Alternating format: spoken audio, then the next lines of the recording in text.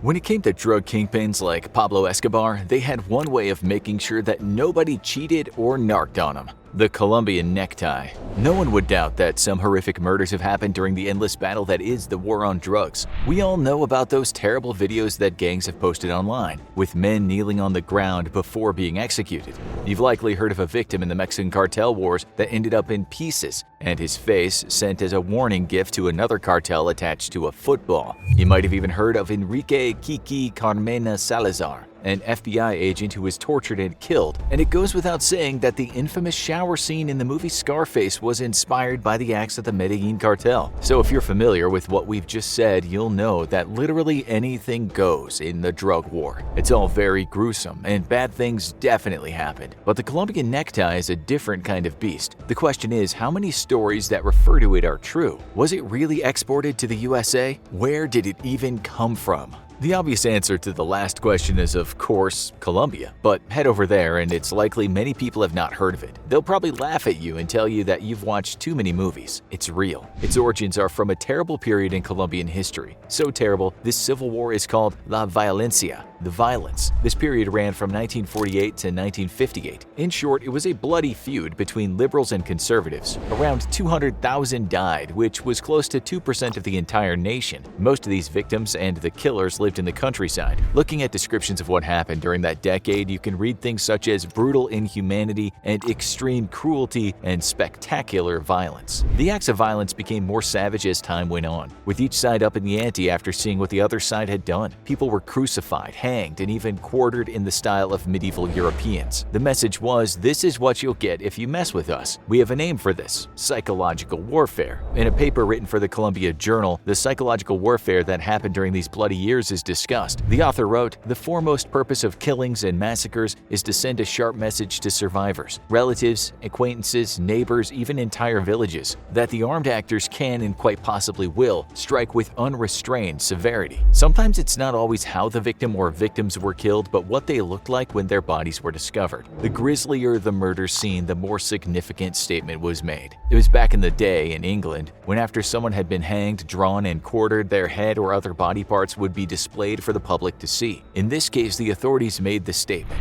This is why enemies on both sides during the Colombian strife sometimes engaged in what's called post-mortem mutilation. Another researcher explained it like this: the point, of course, was not just to kill, but to communicate. The blood-spattered tableau morte was meant to demonstrate that there were absolutely no limits to what would be done. Historians say people invented ingenious forms of killing, so much so that they got their own names. One was El Corte de Mica, monkey cut, which consisted of leaving a person's head on their chest. Another act of brutality was called the flower vase, El Corte de Florero, which meant making the headless and limbless dead person into a kind of human flower vase. You can imagine how that was done. There was the necktie, El Corte de Corbata, among other horrific things that were done. In short, a cut was made into the person's neck below the jaw. His or her tongue was then pulled out so it stretched downwards. The effect was that the deceased person looked as though they were wearing a tie. According to the author of this paper, these acts were well known to combatants. He said the Colombian necktie and the flower vase became part of their vocabulary. A Colombian anthropologist named Maria Victoria Uribe also documented such cases. What we're saying is this kind of death and post-mortem mutilation is not a myth. Still, we had a look at some forums to see if any Colombians talked about the necktie. Here's what one person said: "It was a technique used by the conservative Chulavitas to assassinate the mobsters or liberals and also communists, and thus simulate the red tie that they wore as an identification of their sympathy with the Liberal Party and ideologies contrary to the Conservative Party." That sounds one-sided. From what we can see, both sides committed horrors. Now let's look at how it would feel to die this way. Before the tie thing was done, the victim had his throat slit. You can die from two things if this happens. The first is when the trachea is cut, but somehow the arteries are not. The cause of death would be lack of oxygen and basically your lungs drowning in your own blood. It's unlikely you would die this way though. Instead, you probably just bleed out. You all know that you have really big veins in both sides of your neck called carotid arteries. When those are severed, it's pretty much game over. Lack of blood to the brain will make you pass out and then your heart will stop. How long it takes to die though can change. It's all about the cuts. This is what someone wrote in a paper published by the U.S. National Institute of Health. The length of time it takes to die following an incised wound of the neck depends on several factors. They include whether the venous or arterial systems are severed and whether there is an air embolism. In some instances, the victims with a single carotid artery cut have moved for about 10 minutes. As for the pain, a U.S. doctor wrote that the surge of endorphins and utter shock at what's happening will likely block out the pain. If the windpipe is cut, the person will be struggling to breathe rather than thinking, ouch. If the carotid arteries are totally severed, there will be shock, but the person should pass out quickly. Either way, it's not a nice way to go.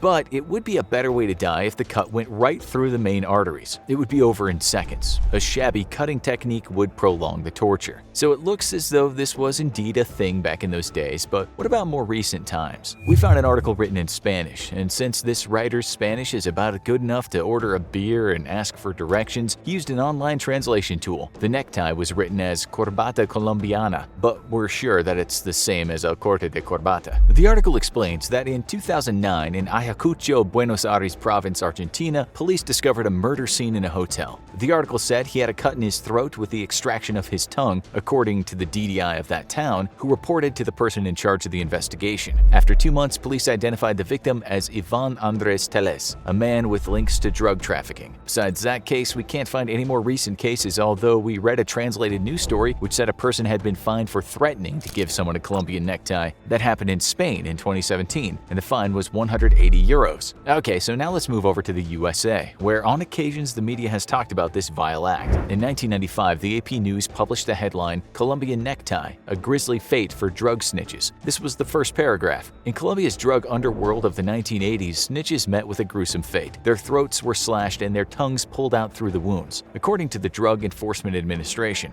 If the DEA says so, then it must be true, you would think. A spokesperson for the DEA said it's what drug cartels did to folks who talked to the police or even the DEA. That's something we'll come back to. One reason why the Colombian necktie was talked about back then is that it was brought up at the trial of O.J. Simpson, perhaps the biggest circus event in the American justice system has ever put on. Simpson's defense attorney Johnny Cochran Jr. talked about the murder Simpson was on trial for, which involved a very brutal knife attack. Cochran said such deep wounds looked like the work of Colombian drug traffickers who attempted to do what he called the Colombian necklace. In linguistics, his mistake is called a malapropism. He used the wrong word, but it sounded close enough. No one was really buying into this far-out theory, which was about as believable as saying Jason Voorhees had committed the murders. A law professor would have agreed with that, at the time stating it was like saying Martians might exist and then asking if it's possible that Martians committed the crime. Even the head of Colombia's anti-narcotics police said it was balderdash, stating that he never come across cartels doing this, and it was only something that existed during the period of the violence. He said Colombian traffickers have killed many people, but they do not use this method. Simpson, by the way, wasn't convicted of the murders during that trial, so maybe it was Martians or Jason Voorhees who did it. We can find no news items that state anyone in the US has been killed and had their tongue splayed on their chest. We can't even find an instance of cartels doing it in Colombia. So that story of the Argentinian murder is quite original. Even that isn't written about in English, and we struggled to find any more information. However, in 2018, US news reports talked about a woman named Priscilla Ellis. She was apparently a proponent of the necktie type of mutilation. The authorities heard her asking a hitman to kill someone who had testified against her in a fraud trial, telling the guy she wanted the mother of another witness to receive a Colombian necktie. Ellis's 40-year prison sentence got much longer. She later apologized, saying no neckties would have really been done. This is the thing with the Colombian necktie. It's talked about a lot in the US, but there isn't too much to show for all the chatter. You have to ask, when did it first enter the American lexicon? In 1985, the Washington Post discussed it briefly, but only in reference to a Chuck Norris movie called Code of Silence. In one scene, a Colombian drug trafficker wearing a very smart suit walks up to Norris. With evil written all over his face, he says, "One day I'd like to give you the gift of a Colombian necktie. It's very special. You slit the throat, you pull out the tongue, and you